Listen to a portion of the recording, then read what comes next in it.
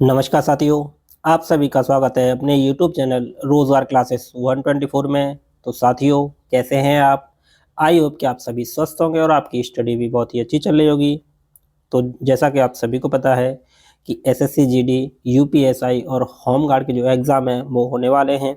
उसी को देखते हुए हम जीके एंड जीएस की जो प्रैक्टिस सेट जो सीरीज़ है उसको चला रहे थे। आज हम बात करेंगे साथियों पार्ट नंबर 4 यानी प्रैक्टिस सेट नंबर 4 की। 3 तक वीडियो अपलोड हो चुके हैं। यदि आपने वो वीडियो नहीं देखे हैं तो उन्हें भी साथियों ज़रूर देखिएगा और साथ ही अपने दोस्तों के साथ भी शेयर कीजिए ताकि इस सीरीज़ के माध्यम से उन्हें भी हेल्प मिल सके। तो चलिए साथियों, देर ना करते हुए वीडियो स्टार्ट करते हैं। बात कर लेते हैं पहले क्वेश्चन की। तो पहला क्वेश्चन क्या कह रहा है? पहला क्वेश्चन कह रहा है कि निम्नलिखित में से किस अधिवेशन में महात्मा गांधी जी ने कहा था कि गांधी मर सकते हैं परंतु गांधीवाद सदैव बना रहेगा? तो ये किस अधिवेशन में कहा गया था? तो चलिए साथियों, एक एक ऑप्शन को देख लेते हैं। बात करते हैं ऑप्शन ए की, जो लाहौर अधिवेशन 1929 में हुआ था। तो ये साथियों कांग्रेस के जो भारतीय राष्ट्रीय कांग्रेस का जो अधिवेशन है, जैसे स्थापना कब हुई थी तो 1885 में हुई थी। और उन्हीं के जो प्रतिवर्ष जो अधिवेशन होते थे उनके अध्यक्ष, इसके बारे में हमने साथियों एक वीडियो अपलोड कर चुका है। यदि आपने वो वीडियो नहीं देखा है तो उसे भी देख लीजिएगा, कांग्रेस के जो महत्वपूर्ण अधिवेशन है उनके बारे में। चलिए लाहौर अधिवेशन 1929 की बात करते हैं। तो ये हुआ कहाँ था? नाम से ही पता पड़ रहा है साथियों, लाहौर में हुआ था। तो इसकी अध्यक्षता किसने की थी? तो इसकी अध्यक्षता जो की थी वो किसने की थी? वो की थी जवाहरलाल नेहरू, यानी जवाहरलाल नेहरू ने की थी। और इसी अधिवेशन में पूर्ण स्वराज की मांग की गई थी, यानी पूर्ण स्वराज की जो मांग है वो इसी अधिवेशन में की गई थी। पूर्ण स्वराज की मांग। और साथियों, जो पहली बार 26 जनवरी 1930 को स्वतंत्रता दिवस मनाया गया। यानी पहला जो स्वतंत्रता दिवस मनाया गया था, कब मनाया गया था? 26 जनवरी 1930 को स्वतंत्रता दिवस। और साथियों, जो 1931 में, यानी सन 1931 में जो राष्ट्रीय ध्वज जो फहराया गया था, किस नदी पे फहराया गया था? रावी नदी के किनारे पे फहराया गया था। यानी 1931 में रावी के तट पे राष्ट्रीय ध्वज फहराया गया। फहराया। तो यहाँ से ये इम्पोर्टेंट है। लाहौर अधिवेशन 1929, अध्यक्षता जवाहरलाल नेहरू ने। इसी अधिवेशन में पूर्ण स्वराज की मांग की गई थी। अब बात करते हैं कलकत्ता अधिवेशन 1928। तो कलकत्ता अधिवेशन जो 1928 में हुआ था, तो उसकी अध्यक्षता कितने की थी? तो उसकी अध्यक्षता की थी मोतीलाल नेहरू ने। मोतीलाल नेहरू। और जो कराची अधिवेशन 1931 में हुआ था, यानी कराची अधिवेशन 1931, इसकी अध्यक्षता किसने की थी? तो इसकी जो अध्यक्षता की थी वो सरदार वल्लभ भाई पटेल, सरदार वल्लभ भाई पटेल। सरदार वल्लभ भाई पटेल। सरदार वल्लभ भाई पटेल जी ने की थी। तो ये बहुत बार पूछा जाता है, जो कराची अधिवेशन 1931 में हुआ था तो उसकी अध्यक्षता किसने की थी? सरदार वल्लभ भाई पटेल जी ने की थी। और साथियों, इसी अधिवेशन में चरखे के साथ तिरंगा पहली बार फहराया गया। 1931 में चरखे के साथ पहली बार तिरंगा फहराया गया।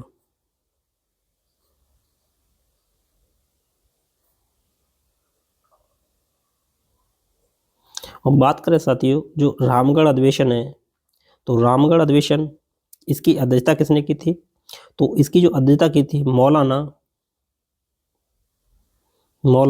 अबुल कलाम आजाद ने की थी। और साथियों, भारतीय राष्ट्रीय कांग्रेस के सबसे अधिक लंबे समय तक रहने वाले अध्यक्ष कौन थे? तो वो भी मौलाना अबुल कलाम आजाद। ये 1940 से 1946 तक कांग्रेस के अध्यक्ष रहे, यानी भारतीय राष्ट्रीय कांग्रेस के अध्यक्ष रहे। तो जो इस क्वेश्चन का जो आंसर है वो क्या हो जाएगा, तो वो हो जाएगा साथियों, क्योंकि इन्होंने क्या है, जो गांधी मर सकता है परंतु गांधीवाद सदैव बना रहेगा, तो ये किस अधिवेशन में कहा था, तो ये कहा था साथियों किसमें, कराची अधिवेशन। किसमें कहा था, तो कराची अधिवेशन, यानी सी इसका सही आंसर है। इंपॉर्टेंट है साथियों, सी इसका सही आंसर है। और जो इन्फॉर्मेशन आपको बताई गई है उसे भी साथियों अच्छे से देखिएगा, अच्छे से नोट करते चलिएगा। चलिए नेक्स्ट बात करते हैं। और साथियों हाँ, ये इसकी पीडीएफ आपको हमारे टेलीग्राम रोजा क्लासेस 124 पे मिल जाएगी, आप उसे ज्वाइन कर लीजिएगा। चलिए बात करते हैं नेक्स्ट क्वेश्चन की। नेक्स्ट क्वेश्चन क्या कह रहा है कि उत्तर प्रदेश के किस जिले में कालिंजर मेला मनाया जाता है। जो कालिंजर मेला है वो उत्तर प्रदेश के किस जिले में लगता है या मनाया जाता है, तो कालिंजर मेला, तो ये कहाँ बनता है साथियों, तो ये बांदा में। तो सी इसका सही आंसर है, बांदा। बात करें बलिया की साथियों, तो बलिया में कौन सा मेला लगता है, तो आइए देख लेते हैं। तो बलिया लगता है साथियों ददरी मेला। कौन सा, ददरी मेला। और बाराबंकी में कौन सा मेला लगता है, तो बाराबंकी में लगता है देवा शरीफ मेला, देवा शरीफ मेला। और लखीमपुर खीरी की बात करें तो यहाँ लगता है गोला गोकर्णनाथ मेला।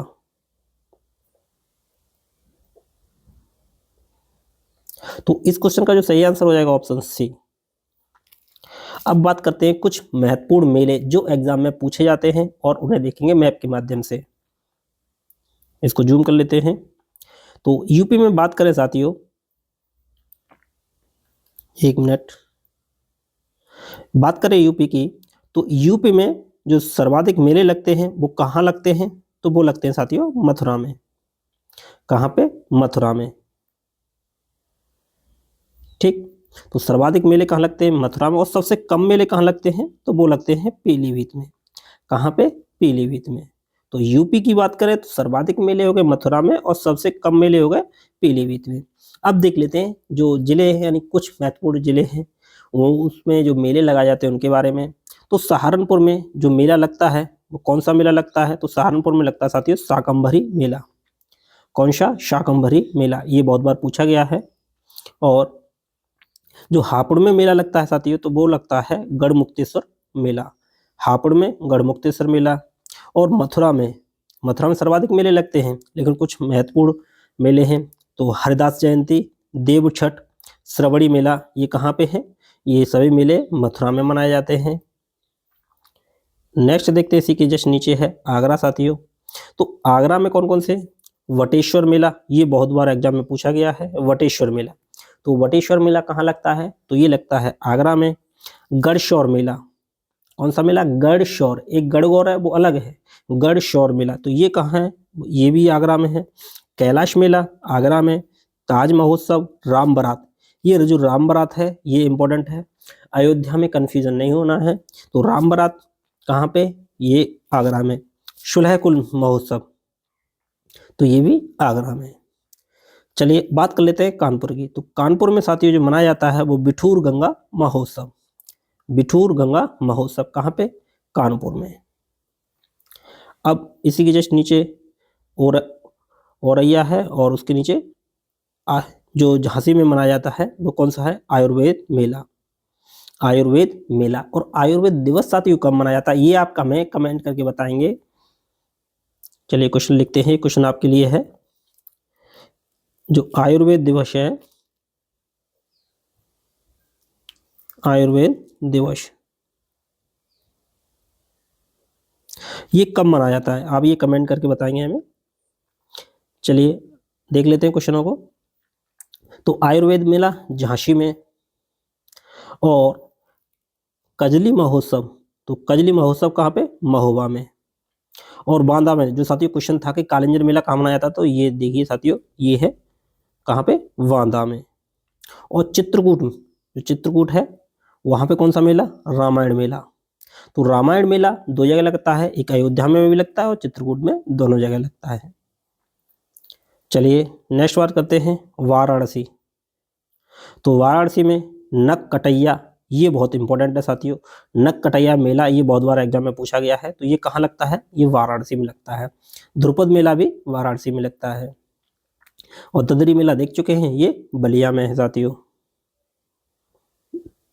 बलरामपुर में देवी पाटन मेला है, तो देवी पाटन मेला बलरामपुर।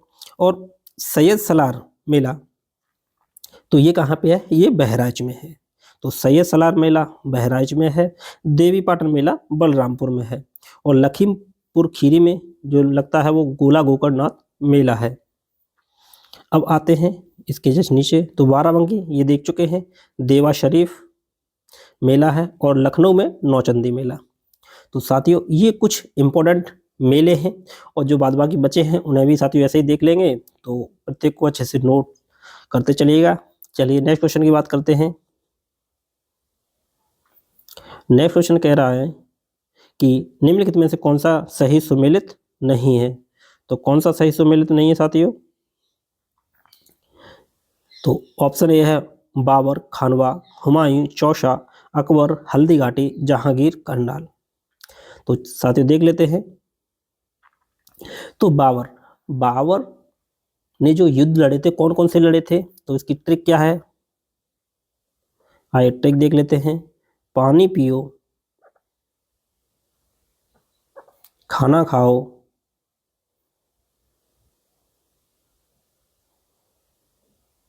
चलो घर।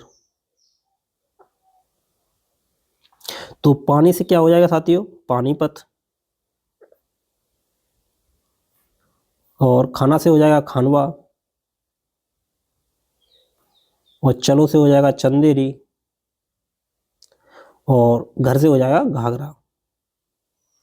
तो ये चारों युद्ध बाबर ने लड़े थे।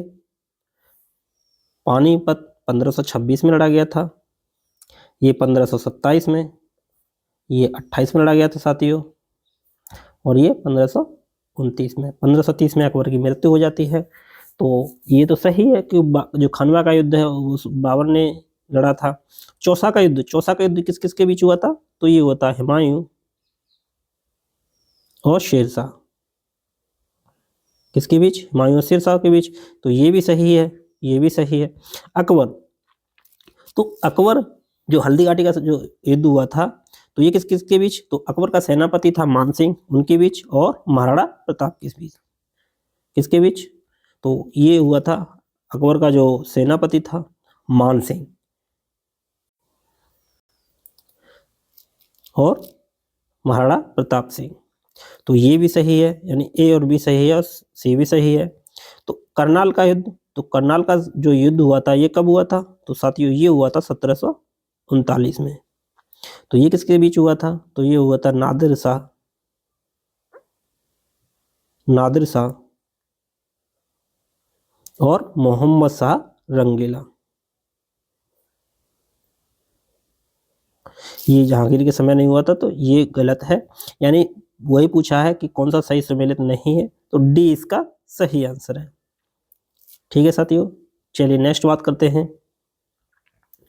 नेक्स्ट क्वेश्चन कह रहा है निम्नलिखित में से किस अनुच्छेद के तहत अंतरराज्यीय, ये साथियों अंतरराज्यीय जो परिषद होती है, अंतरराज्यीय जो परिषद होती है उसके गठन के बारे में बात कर रहा है। तो चलिए देख लेते हैं। ऑप्शन ए अनुच्छेद 266, 262, 267 और 263। तो देख लेते हैं अनुच्छेद 266 में क्या कहा गया है।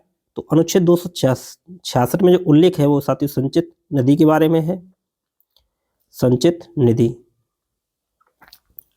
और अनुच्छेद 267 में इसमें साथियों आकस्मिक निधि, आकस्मिक निधि के बारे में है। और अनुच्छेद 262 में, तो 262 में क्या कहा गया? अंतरराज्यीय जो नदियों का से संबंधित जो विवाद होता है, यानी अंतर राज्य नदियों के विवाद से संबंधित,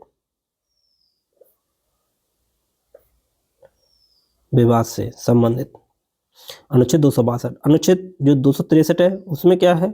उसमें है साथियों अंतरराज्यीय परिषद का गठन, तो परिषद के गठन से संबंधित है। और पूछा है, यही क्वेश्चन पूछा है, यानी यही आंसर पूछा है, तो डी इसका सही आंसर हो जाएगा। अनुच्छेद 263 में जो अंतर्राज्यीय परिषद का है गठन किया जाएगा, वो किस में उल्लेखित है? वो अनुच्छेद 263 में। ये साथियों, ये सभी अनुच्छेद इंपॉर्टेंट है, कंफ्यूज नहीं होना है। तो डी इसका सही आंसर है। चलिए नेक्स्ट क्वेश्चन की बात करते हैं। नेक्स्ट है, भारतीय औद्योगिक विकास बैंक IDBI की स्थापना किस वर्ष की गई थी? चलिए साथियों, एक एक ऑप्शन को देख लेते हैं। बात करें 1982 की, तो 1982 की जो किस बैंक की स्थापना की गई थी? तो वो की गई थी नाबार्ड की। किसकी? नाबार्ड की। कब की गई थी? तो ये की गई थी 12 जुलाई 1982 को। 1990 में साथियों, तो 1990 की जब बात करें, तो 1990 में किसकी स्थापना की गई थी? तो वो की गई थी सिडबी की। सिडबी। तो 1990 में सिडबी की गई थी। और इडबी की बात करें, यानी IDBI की, तो उसकी स्थापना की गई थी 1964 में। 1964 में।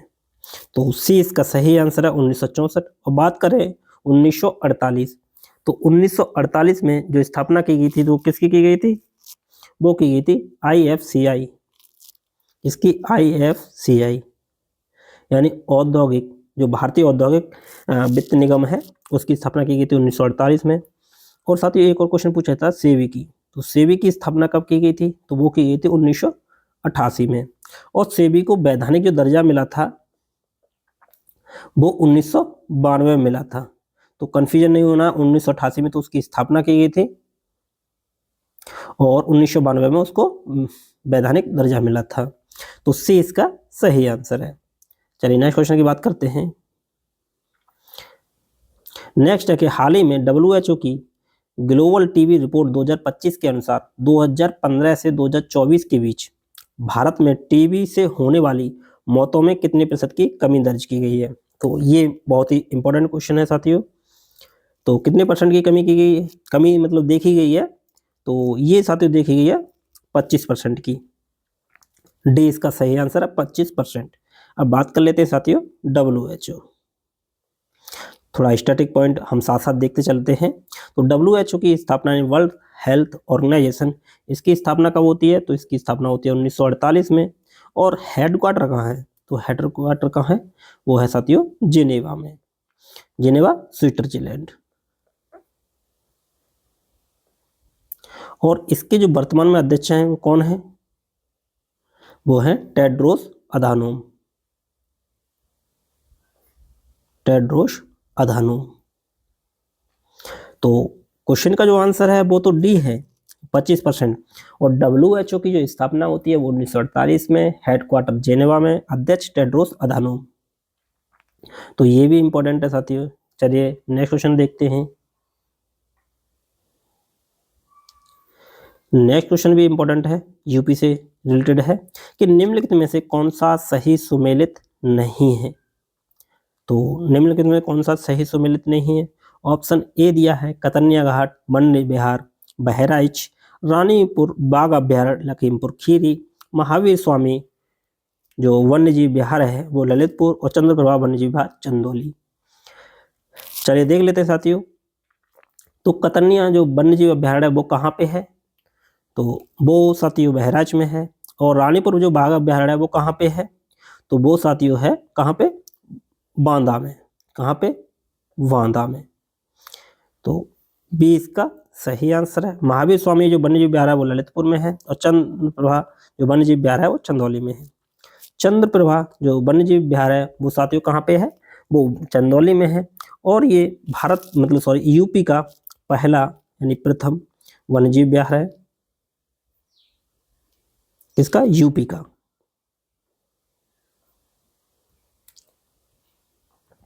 कहाँ पे है? चंदौली में। ठीक साथियों। और बात करें साथियों, जो रानीपुर बाघ अभ्यारण्य है ये पहले रानीपुर वन्यजीव विहार था, यानी 2022 से पहले ये वन्यजीव विहार था। 2022 में इसको बाघ अभ्यारण्य घोषित कर दिया। अब यूपी में कितने बाघ अभ्यारण्य हो गए? तो यूपी में हो गए साथियों 4 बाघ अभ्यारण्य। अब 4 अभ्यारण्य कौन कौन से हो गए? आइए उनको भी देख लेते हैं। तो एक है दुधवा टाइगर रिजर्व, दुधवा बाघ अभ्यारण्य टाइगर रिजर्व। दूसरा है अमनगढ़, और तीसरा है साथियों रानीपुर, रानीपुर। और एक और है साथियों, 4 हैं, तो देख लेते हैं। चौथा कौन सा है? Pilibhit tiger reserve, Pilibhit tiger reserve. तो इस क्वेश्चन का सही आंसर है वो है बी, रानीपुर बाघ अभ्यारण्य। कहाँ पे? बांदा में है। चलिए नेक्स्ट क्वेश्चन की बात करते हैं। निम्नलिखित में से किन नदियों का जो संगम है वो कहाँ पे है? रुद्रप्रयाग में। तो क्वेश्चन यह धौलीगंगा अलकनंदा, पिंडा नदी अलकनंदा, मंदाकिनी अलकनंदा, या भागीरथी अलकनंदा। तो जो रुद्रप्रयाग में जो संगम है, जो गंगा नदी के जो संगम है, वहाँ पे मतलब जैसे देवप्रयाग में गंगा नदी का नाम पड़ता है, पहले किस नाम से चलती है? अलकनंदा। और भागीरथी जब मिलन हो जाता है तब उससे पहले अलकनंदा के नाम से चलती है। उनमें भिन्न भिन्न नदियाँ आने लगती हैं, सम्मिलित होने लगती हैं। तो वही पूछा है कि जो रुद्रप्रयाग जो संगम है उस पे किन किन नदियों का संगम है। तो आइए समझ लेते हैं मैप के माध्यम से। तो ये साथियों बद्रीनाथ से एक नदी निकलती है जिसका नाम क्या है? अलकनंदा। क्या नाम है? अलकनंदा। अलकनंदा जब आगे बढ़ती है तो इसमें मिलती है कौन सी नदी? धौलीगंगा। धौलीगंगा कहाँ मिलती है? तो ये मिलती है विष्णुप्रयाग में। कहाँ पे? विष्णुप्रयाग में। तो धौलीगंगा और अलकनंदा का जो मिलन बिंदु है उस कहाँ पे है? वो विष्णुप्रयाग में है। उससे आगे जैसे ही अलकनंदा आगे बढ़ती है फिर उसमें मिलती है नंदाकिनी। तो नंदाकिनी अलकनंदा का जो संगम है वो कहाँ पे है? वो नंदप्रयाग में है। और उसके जस्ट आगे पिंडार नदी है। तो पिंडार नदी अलकनंदा में कहाँ पे मिलती है? तो वो मिलती है साथियों कर्णप्रयाग में। कहाँ पे? कर्णप्रयाग में। और फिर जैसे अलकनंदा आगे चलती है तो फिर आगे आती है केदारनाथ से जो एक नदी निकलती है मंदाकिनी। मंदाकिनी और अलकनंदा का जो संगम बिंदु है तो वो कहाँ पे है? रुद्रप्रयाग में। कहाँ पे? रुद्रप्रयाग में। तो रुद्रप्रयाग में किस किस का संगम है? अलकनंदा और मंदाकिनी।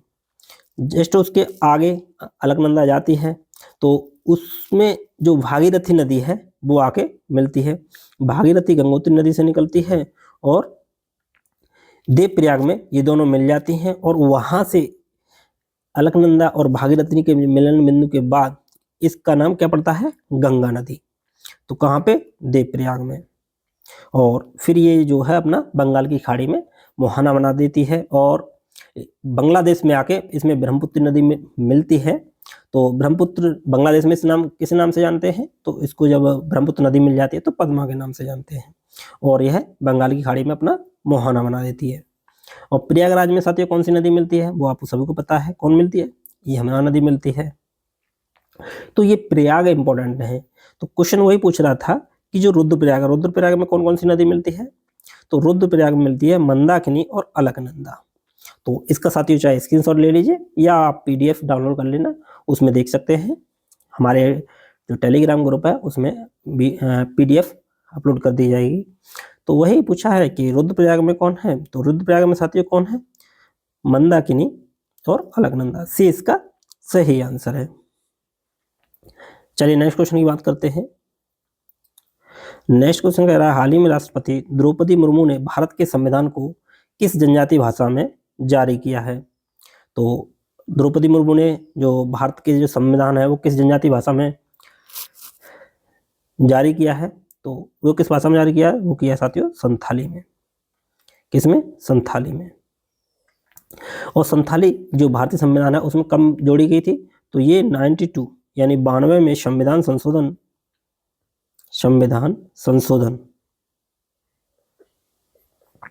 2003 में जोड़ी गई थी। यानी उसमें 4 भाषा जोड़ी गई थी। BDMS। B for Bodo, Bodo. D for Dogri और M फॉर मैथिली और S फॉर संथाली। सिंधी नहीं है साथियों, सिंधी ने 21वें संविधान संशोधन के द्वारा जोड़ी गई है 1967 में, संथाली। ठीक, तो यही इसका आंसर है बी, संथाली भाषा में जारी किया है। कोकड़ी कब जोड़ी गई थी? तो कोकड़ी 71वें संविधान संशोधन के द्वारा जोड़ी गई थी, 71वें संविधान संशोधन के द्वारा। इसमें 3 भाषा जोड़ी गई थी, कौन कौन सी? कोंकणी, मणिपुरी और नेपाली। तो इस क्वेश्चन का आंसर बी सही है। तो साथियों, इसी के साथ हमारा यह वीडियो यहीं समाप्त होता है। यदि वीडियो आपको अच्छा लगे तो लाइक शेयर और सब्सक्राइब करना ना भूलिएगा। 1 मिनट। साथ ही अपने दोस्तों के साथ भी शेयर कीजिए ताकि इस वीडियो के माध्यम से, यानी इस सीरीज के माध्यम से उन्हें भी हेल्प मिल सके। तो साथियों, इसी के साथ यह वीडियो यहीं समाप्त करते हैं। Thanks for watching.